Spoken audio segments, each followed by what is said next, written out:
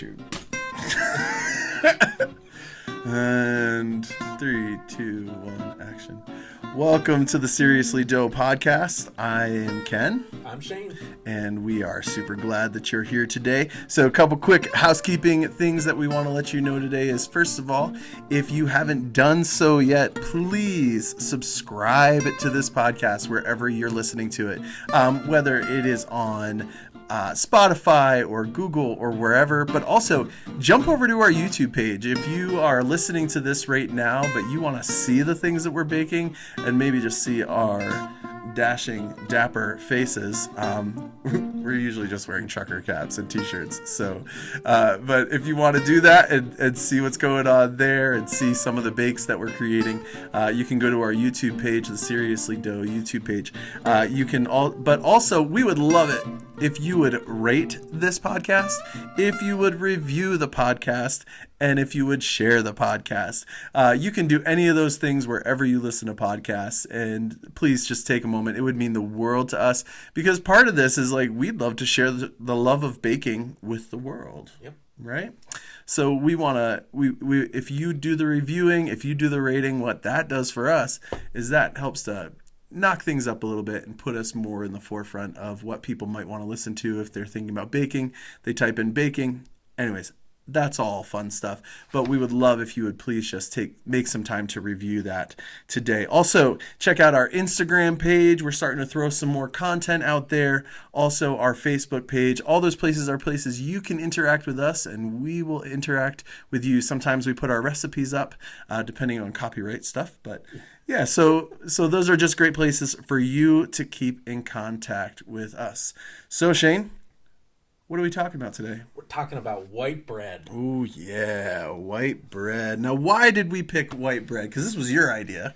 Yeah, so white bread is kind of the basic, like, starting place where people start to bake, right? They just think, I'm going to start and I'm going to make a sandwich loaf of white bread. It's something that's in most of our kitchens. We eat it, us Americans probably eat it almost daily, and that's so we figured it would be a good place to start. It's also a way that professional bakers judge other bakers on whether or not they're truly good bakers or not, is whether it's on the standard and the quality of what kind of white bread loaf they can make, because it sounds simple, it sounds easy, but there's lots of variations to it as well. Like, and you can do things to add more flavor to it, so it's not just this bland, loaf of bread. Well, yeah, I mean, it for as many loaves as you could buy in the store, like if you go to the store, you have all different brands, and everyone has their brand of store-bought bread that they really like, though, and we'll talk about this more a little later. Now that I've started to bake my own white bread, I don't know if I'll ever go back. But when you were buying white bread, what was your favorite? Really, we would just go with generic.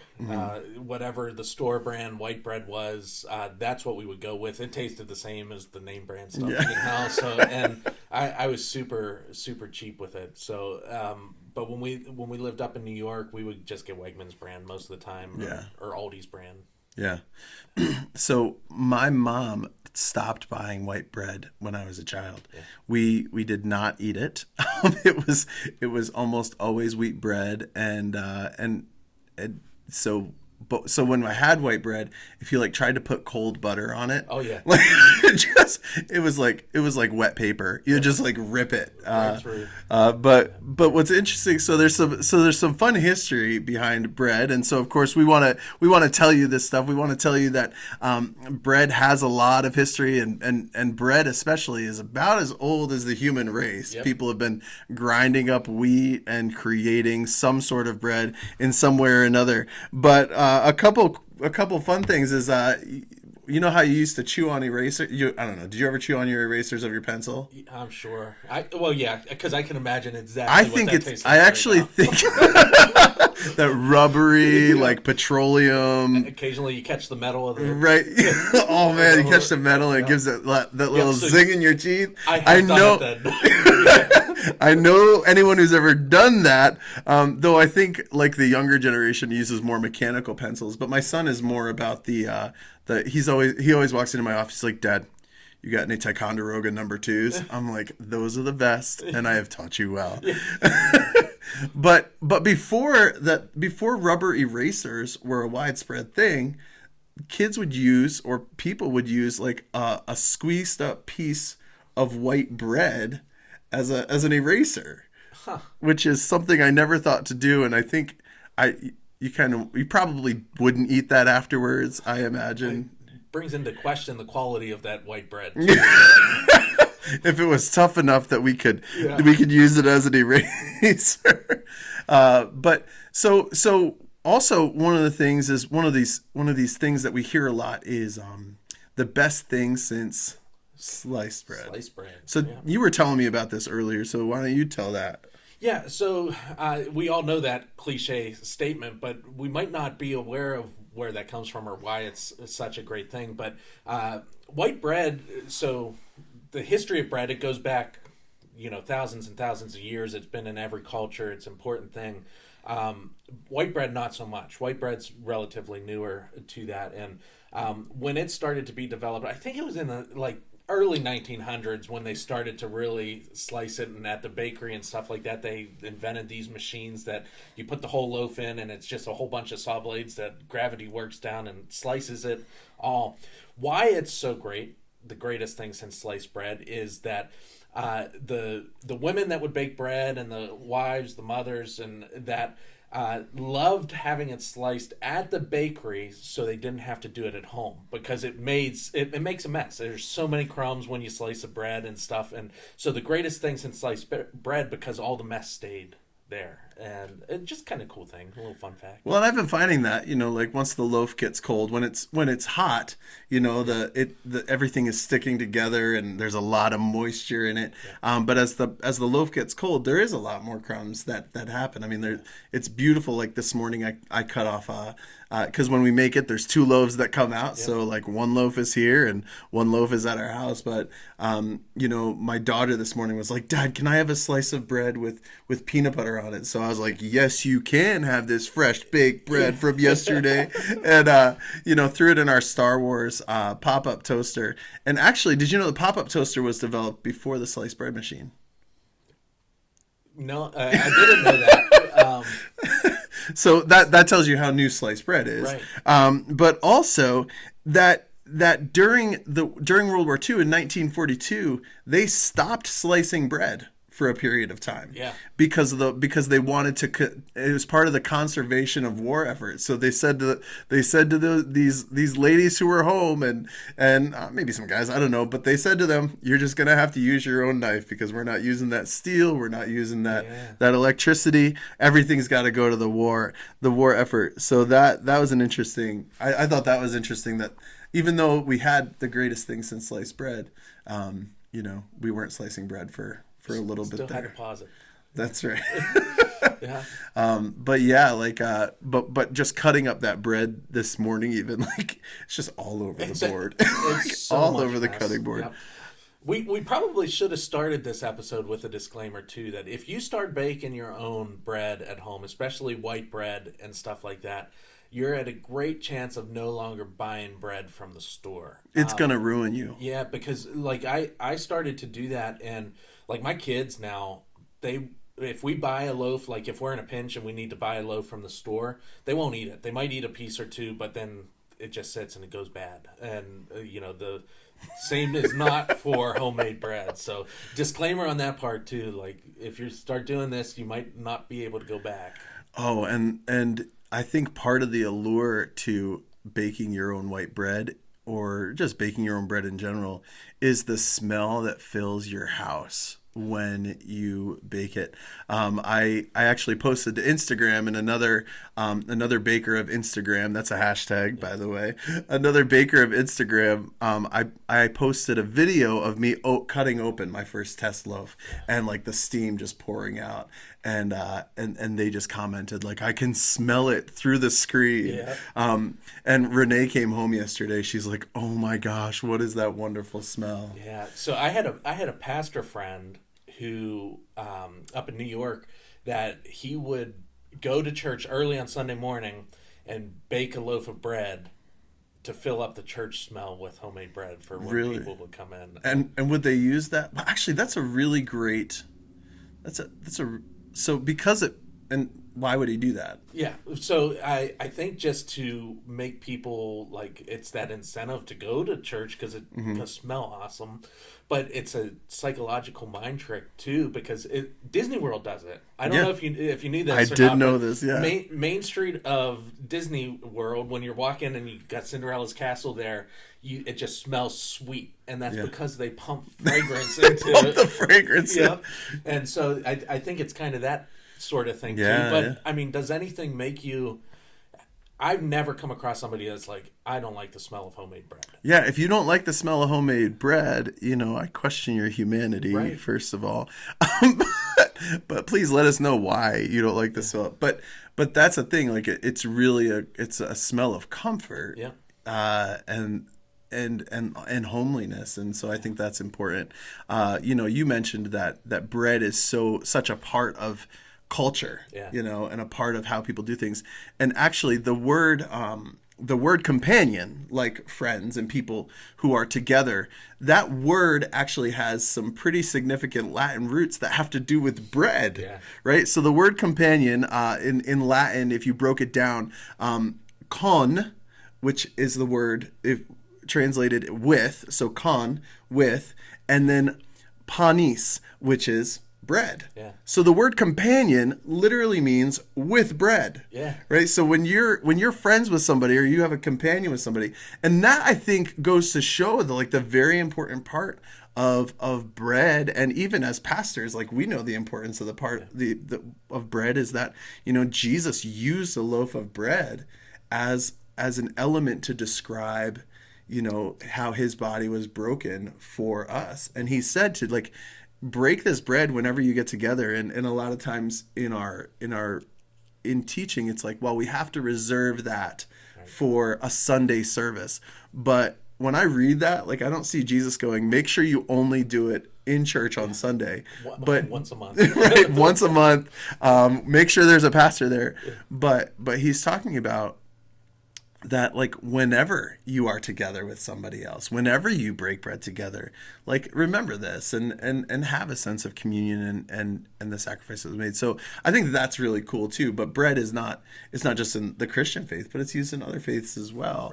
Right. So there's that really fascinating aspect of that. But companion, I read that and I was like, man, that's a cool little tidbit. So put that in your pocket. Tell your friends a little later, and so Might be a question on Jeopardy yeah, or right. something someday. So we also talked a little bit about sandwiches. Yeah, that's my favorite food group. Yeah. So if you've ever heard of, have you ever heard of the restaurant, the Earl of Sandwich? Nope. I actually, so they're around, but I've never been to one, but I've heard good things. Yeah. But the word sandwich, I love the words, like what a word originally means. But the word sandwich is actually a place. And the Earl of Sandwich was a real person. And it's called the Sandwich not because it was called the Sandwich first. It was just this Earl, and his name was John Montague. It was in the mid-1700s. He was the fourth Earl of Sandwich, and he started a fashion of eating beef between two pieces of bread. So he would take two pieces of bread, slap a piece of beef in there, and honestly, I don't know if there's a better way to enjoy bread is by throwing some meat on it. But it took off, and people started calling it a sandwich. Yeah. So you like sandwiches? Oh yeah. So tell me if you could take two pieces. If we slice this up right now, Yeah. and you were going to make a sandwich, what would you put on that sandwich? So, one of my favorite meals would be hot roast beef sandwiches. So, hot roast beef and then smothered in gravy, side of mashed potatoes. That I'm a happy camper. That would be the way that would be the best sandwich that I could think of. How about yourself? So I am So there's a couple ways for me to go here because I'm not just one or another. So my go-to is a peanut butter and jelly sandwich. yeah. Like peanut butter and jelly, and I love a peanut butter and jelly sandwich. They're not the healthiest sandwich in the world, but I really, really enjoy that sweet and the nutty and the bread that's soft and it's so good. But I like to put a layer of butter on the jelly side. So the jelly doesn't soak into the bread, so it creates a barrier, but also creates that nice little salty little zing that comes from the butter. But if I'm not eating that, I love a ham and Swiss with honey mustard and mayo sandwich. Yep. I mean, that's so good. Yep, I do that. Yep. So really, that's good. So beyond sandwiches, Yep. what are some other ways that you enjoy to eat white bread? Right out of the oven.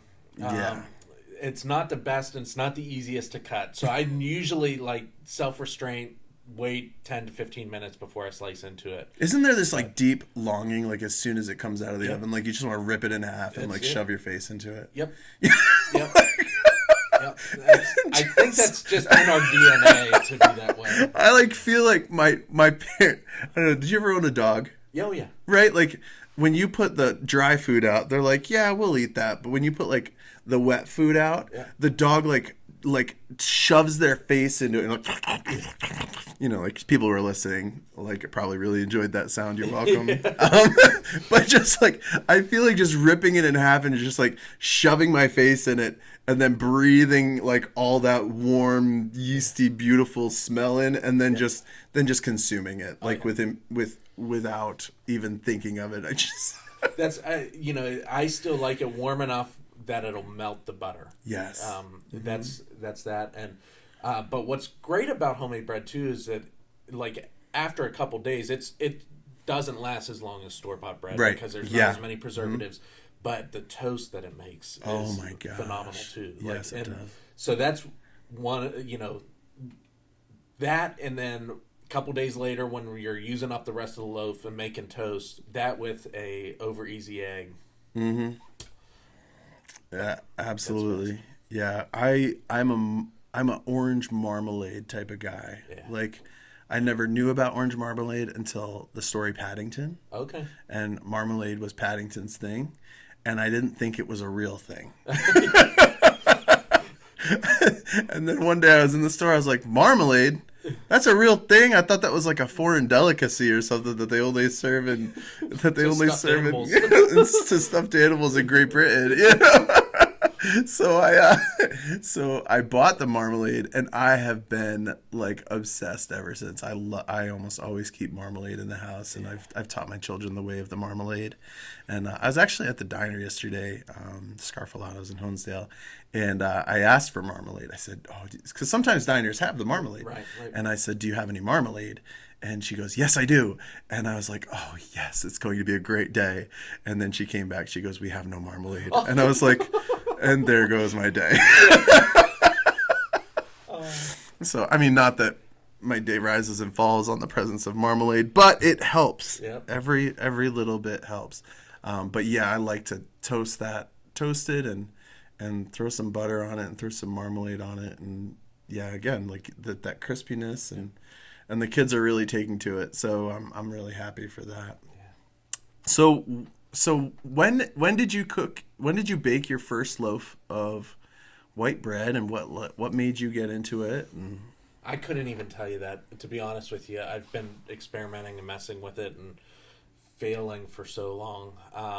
It probably would have been when I was first married, so probably for the past 14 years or so that I was. So you're a veteran at this. But years of messing up. Yeah. Years of messing up. And, different recipes and stuff like that. And, so I couldn't even begin to tell you. So why did you start baking your own bread? Mostly just memories. Like my mom and grandfather baked, like we've talked about before. And then just to see if I could do it. I mean, there's so much of baking is just to see if I can do it. Yeah. And, that's kind of what has driven me for it. And then the frustrations when I did mess up of trying to figure out where did I mess up? How can I make this Yeah. better? And, Yeah. yeah. How about yourself? Last week. Last week, I had nice. never made a loaf of bread. Not like bread, Yeah. like white bread. I've made quick breads like my whole, like for a very long time since I was a kid, helping my mom make like banana breads Right, and right. lemon breads and things like that. But and zucchini bread. I really love a good zucchini bread. And it's almost zucchini season. It is. So that is actually maybe a good idea for a show sometime in the summer. I like that. But yeah, so I just, it was this podcast that said, like I'd never really baked bread before. So my first white loaf was last week. Okay. And I think the first one may have failed, and then the second one was good. And then I tried a wheat loaf, which was I'm really good at making bricks now. Yeah. I know how to build buildings. Just start cooking wheat loaves. It's wheat bread. Wheat bread is my nemesis. Like, it is such a challenge, but there's some tricks to it too. I We'll am talk about so it, agitated about it that I'm not going to stop until I make a Yeah. decent loaf of wheat bread. But that's another podcast. Yeah. But yeah, when I made this white bread last week, it was actually, I was talking to my mom about it because my mom has been making her own white bread for a while now. Yeah. And she started doing that for some health reasons, which I know is part of yours as well. And she sent me, she goes, do you have a recipe? And I said, no, I don't have a recipe. And so she texted me a picture of this recipe.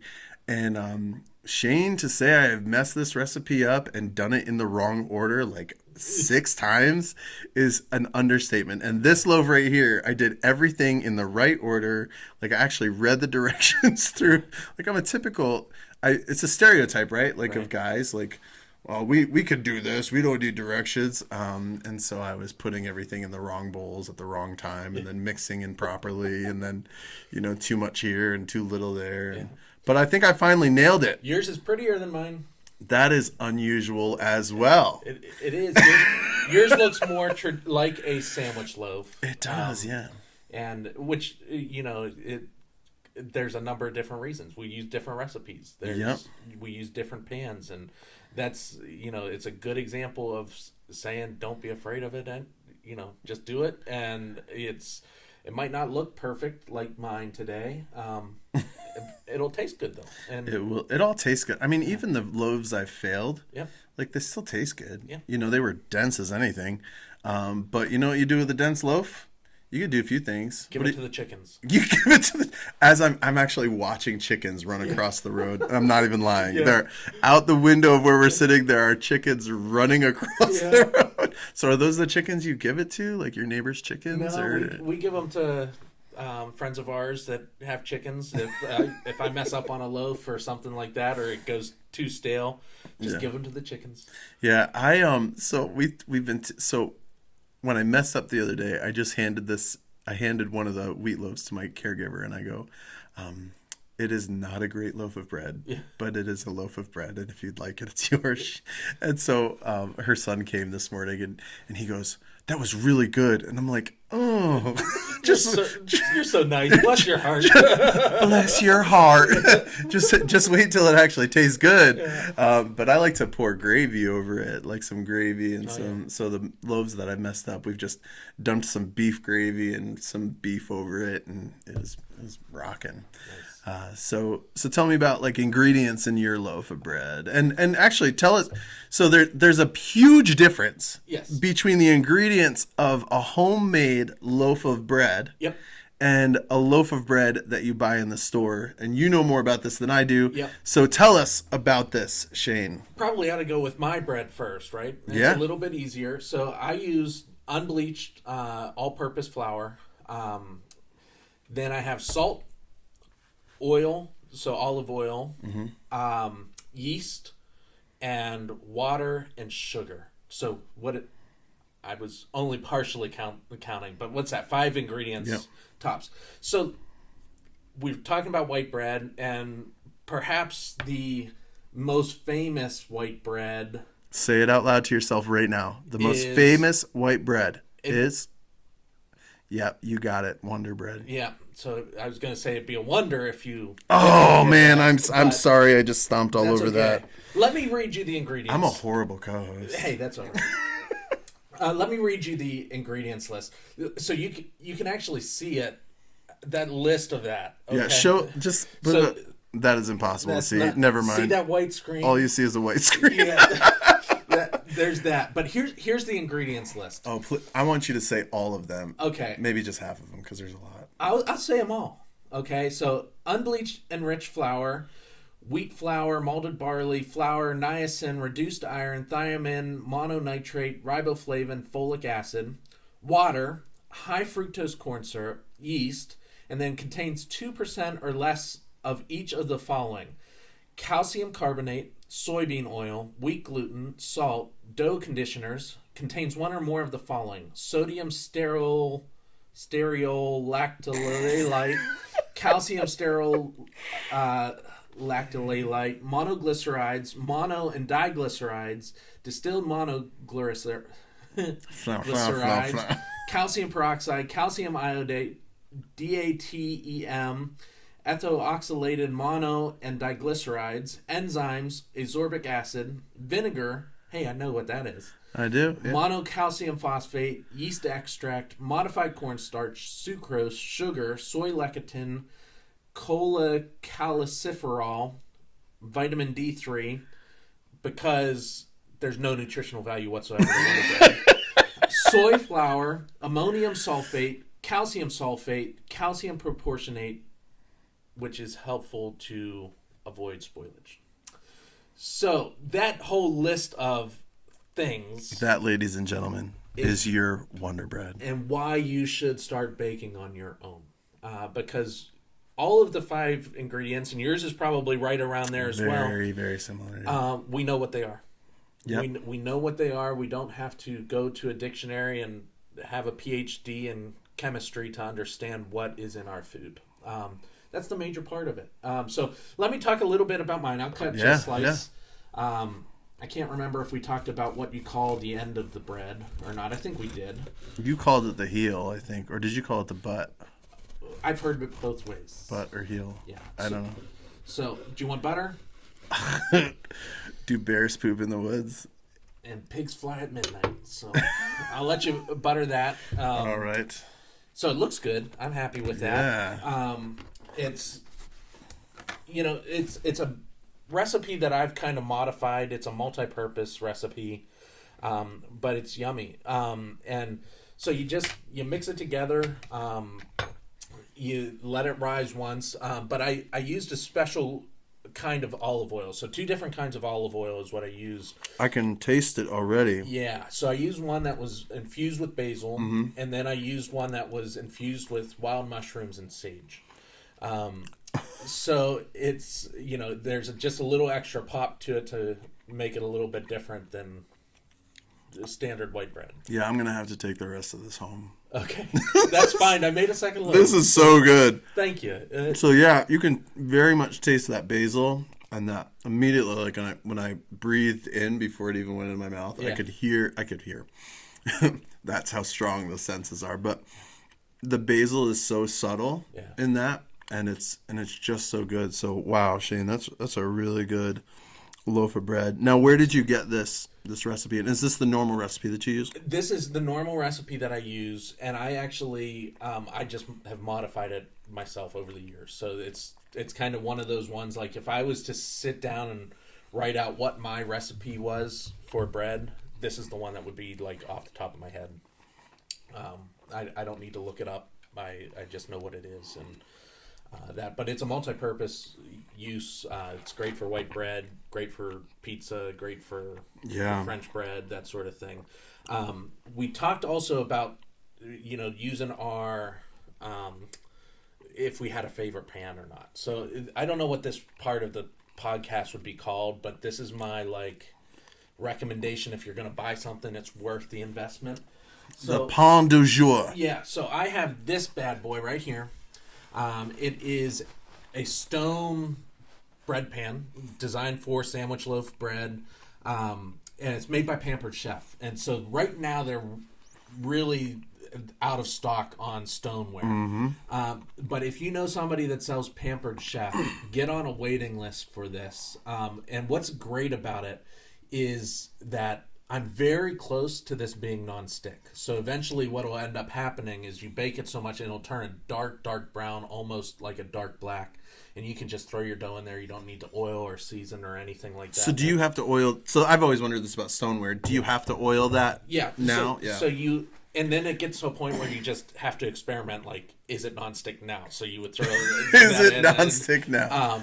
But yeah, I just spray it with oil or rub olive oil around it, and eventually, like I follow once this darker brown here around the edge starts to travel down the sides and into the bottom, that's when it'll be nonstick. So how long have you had that? This one's probably 2 years now. Yeah. I had one before, and it was dark brown. It was fully seasoned. I had it for years, and I just moved something off the stove, and it just went sliding down, landed on the floor, and broke. And well, now I know why you were lamenting this. Yeah. In our last conversation, I almost cried. Yeah.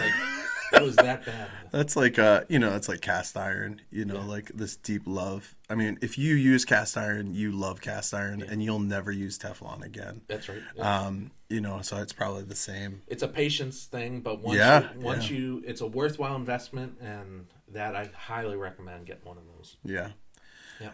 Tell us about your bread. All right, my bread also has about 5 ingredients. So there's water. There is, I'll let you slice that. So there's water, and there is, there's more than water. There's water, there's milk, butter, some sugar, definitely the yeast, and I use bread flour to bake my loaf. And so this is just a basic sandwich loaf. This is the recipe that my mom sent me, that I experimented with a few times to try and eventually finally follow the directions properly.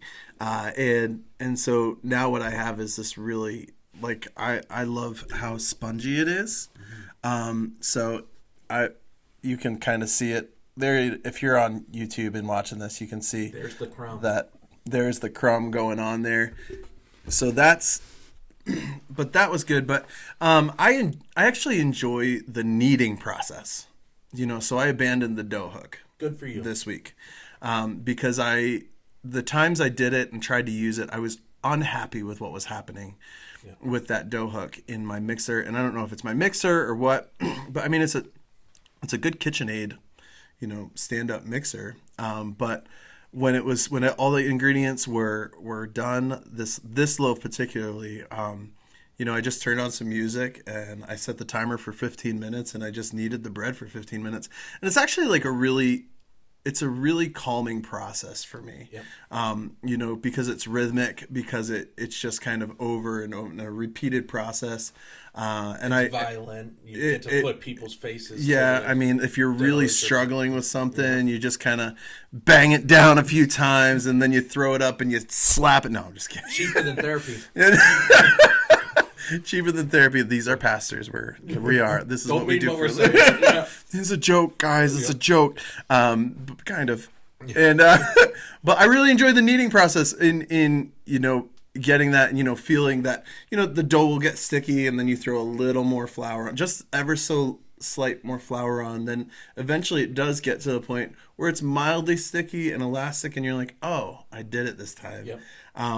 But I didn't oil. So you have to oil so if you're going to be doing this, you have to oil the bowl that you're gonna allow the dough to rest in and rise in. But you also have to oil the dough ball. And one of the things that I found is that I've used just basic vegetable oil to do that, but I found it's better to use butter.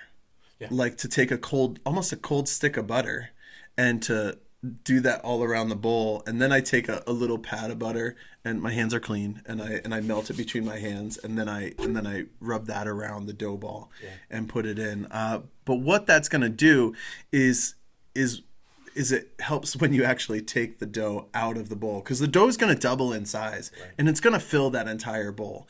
And then when you dump it back out onto the surface that you're doing your kneading on or you're spreading, is that, you know, it won't stick to that surface, and it still has that elasticity. But also you don't want it to stick to whatever is covering it, because you have to cover it. Because when you stick it, when you do that, the process gets messed up a little bit. And actually, if you were I see this. I know no one else would see this. I would have never noticed it. But it's bothering me, and I'm not really a perfectionist, but I am in some ways. But when I covered this dough to rise, it went all the way to the top, and it wasn't greased well enough. And when I pulled off the plastic wrap off the top of it, and it's just lightly placed over there, it's not tight. Yeah. Some of it stuck, and it created almost like these blemishes on an otherwise like perfect looking loaf of bread. Yeah. But that, I mean, it's silly, you know. So yeah, I'm really really pleased with this recipe, and I mean, it's just basic. It doesn't have those cool flavors like yours does.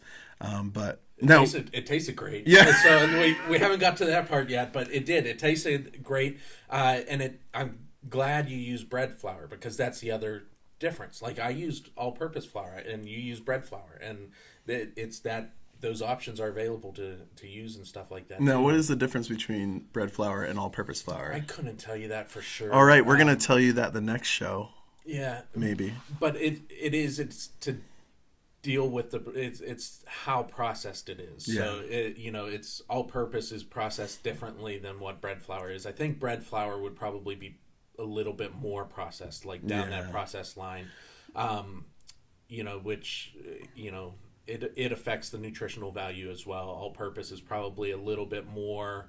They're both nutritionally not great. Sure, right. But it would be a little bit less because it's a little higher processed. And the other question I have for you is, now I started with my second time I did this. I have a scale, and so I started weighing my flour Yeah. instead of measuring it out with cups.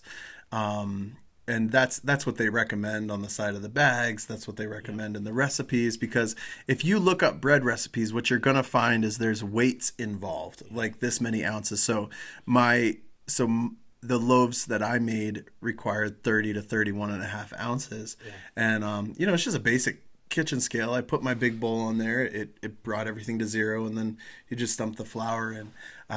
But I think that prevents packing of the flour. Like, it allows the flour to maintain more air in between it so that it mixes better. Yeah, it does it's more precise that way too. So I do that for certain recipes and stuff like that.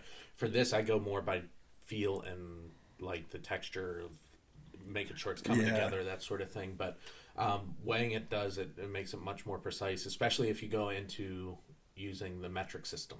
So the metric system is way more accurate even than going by ounces. The American, the imperial system. Yeah. How pretentious is that? Anyway. That's another episode. So yeah, anything else you want to say about your bread or bread in general before we? Still love it. Yeah, I'm Still a convinced me fan. this is a good thing when I took a bite of that. So. Yeah, I'm excited. I ordered a new bread knife too. I can't wait till it gets duck. here. Yeah, I did all sorts of research on the interwebs, and I found this one knife is like $22. That's it. Yeah.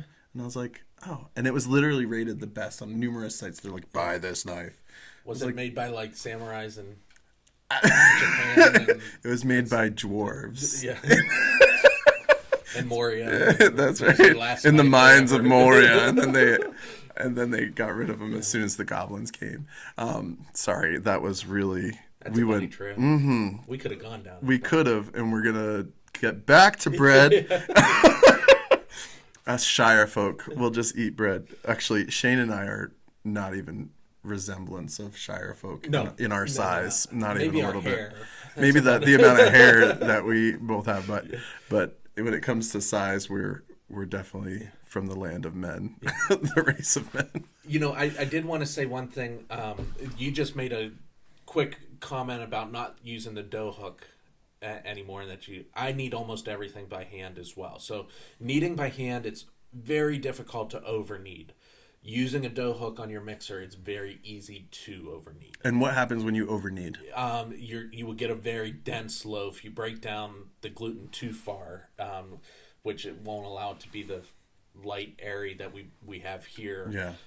If you overwork it, it'll become a smaller, denser loaf that's not as appealing. Excellent. So, awesome. So hopefully y'all learned something about bacon bread this week, and Baking bread, not bacon bread. Bacon but that bread. might be another thing. That sounds really light bulb. So hopefully you learned something about baking bread, and if you want to throw some bacon in there, knock yourself out. But next time we are going to be talking English muffins. And I love a good English muffin. Me too. So I've never made one, so I'm kind of excited for it. I have made them in the past. It was actually one of the first things that I made, which is unusual. Like, why didn't I go with something easy, like just regular Go bread? big or go home. And so I did. I made them. Probably last time I made them was like 3.5 years ago. Okay. But I was making them pretty consistently. So we'll talk about that more next time on the Seriously Dough podcast. Again, thanks for tuning in. Make sure you like, share, rate, review. Check us out on Instagram, Facebook, anywhere you get this stuff. And hey, share it with a friend. But we are, that's it. Yep. Going to be working on some giveaways hopefully here in the future. We'll figure out what that looks like and some incentives for helping us out and just us showing appreciation for you guys and all the listeners that we have. Yeah, absolutely. If you're local, definitely there's a possibility that there is some fresh baked bread in your future. Yep. All right. Well, thank you very much for tuning in this week, and we will talk to you all next time.